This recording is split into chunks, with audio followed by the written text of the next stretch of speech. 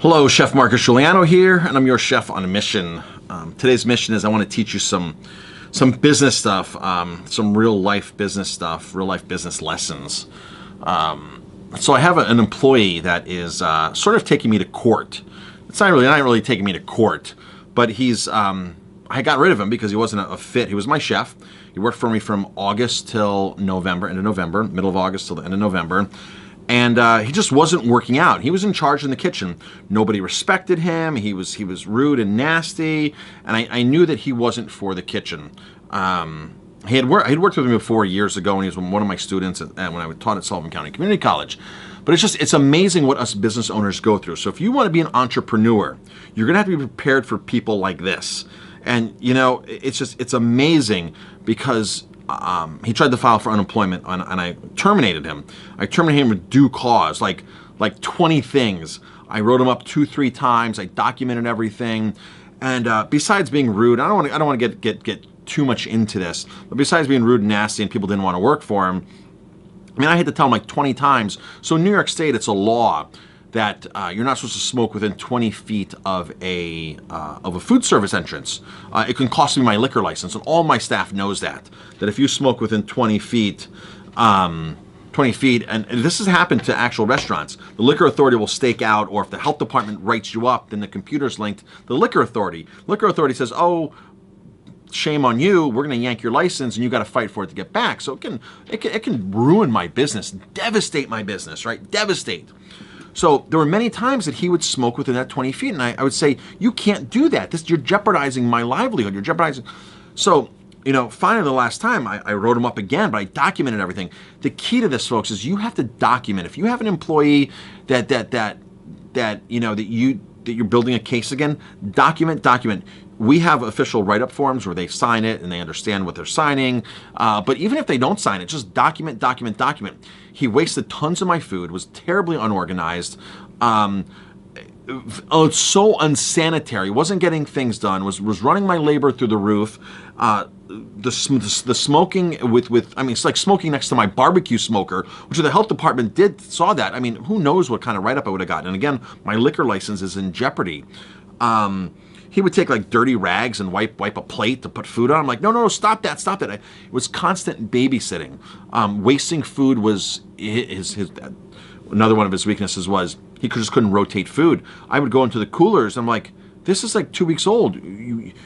Stuff would get thrown away left and right. Now, luckily, I documented all this. When I was away in Italy, a whole case of eggplant was thrown away because it was all moldy. I'm like, why are we throwing away eggplant? I'm gone for 2 weeks, and you can't rotate and figure things out. Every week, he told me to order mussels. He told me to order this item. And he goes, I need this. And all of a sudden, when he left in November, I'm looking at tons and tons of cases of stuff in storage. I'm like, and he kept telling me to order this. So the moral of this, folks, is when you have an employee, you must document. Now, I documented everything. I gave him 2-3 write-ups. I officially terminated him. He filed for unemployment. And he filed for unemployment, which is shocking that he even did this because he knows he was looking for a job the whole time because I had people call that he applied to another place. It was a friend of mine, and the guy calls me and goes, hey, this guy's applying. I'm like, well, he's still working for me too, by the way. And he goes, oh, he didn't say that in his resume. I'm like, I probably didn't. So I sat down with him, documented, fired him. He went to claim unemployment. I sent in 7 or 8 pages of stuff. Unemployment goes, Marcus, you win. It's a cut and clean case. You win. You've proven beyond a doubt that termination was justified. Then he goes and he appeals it. So I just get a letter saying that now I have to go to Albany to this appeals for his unemployment. And I've always been very upset with the state because the state never really favors me when people file unemployment. I can present things, this and that, and the state's like, well, yep, they're getting unemployment. I'm like, really? Like it's hard to really legitimately fire people in this industry in New York State because they just get unemployment. So I was like, I beat this case. I was like, yes, I beat this case. This was a big one. But now he filed for a hearing. So now I have to go to Albany and do a hearing, and who knows what I need. But again, I took pictures of things. I have things super documented to the day when things got screwed up. When there was one time he was serving pork in place of brisket. He didn't know the difference. And I look at it, I'm like, what are you doing? This is the wrong thing. You grabbed the wrong thing. This isn't sliced brisket, smoked brisket. This is smoked pork butt instead of smoked brisket.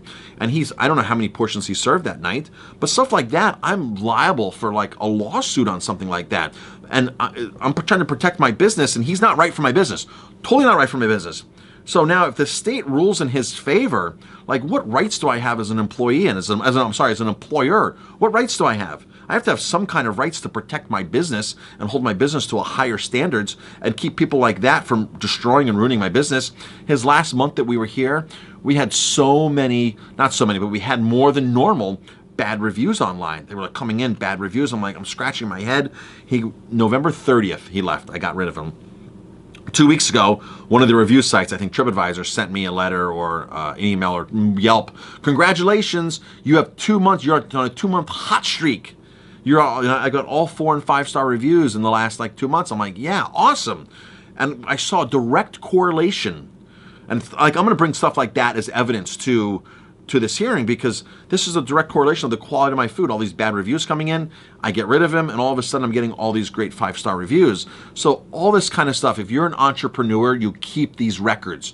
You keep these kind of records, you file them away, you put them in an employee's folder, you keep them accessible, because you have no idea when you're ever going to need stuff like that again. The smallest details can make the big difference. Like I said, I beat the first round of unemployment with them. It was like, if you couldn't see that this guy was jeopardizing my business, but now the state's like, okay, we'll grant him a hearing. You have to come do this hearing about this. And I'm going to talk to my accountant and my legal counsel on this, because I just got this letter on Friday, and neither of them were open, or I couldn't see them on Friday. But it's like, now I have to take my time out of growing my business. I might have to hire legal counsel, so I have to spend, $1,000, $500, whatever kind of advice I need to get and get ready for this.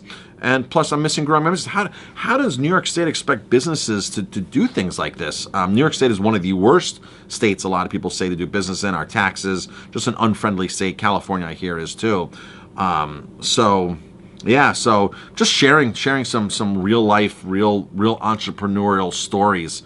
And maybe one of you that are out there that are an aspiring entrepreneur or a seasoned entrepreneur may learn something, and this may save you some kind of grief.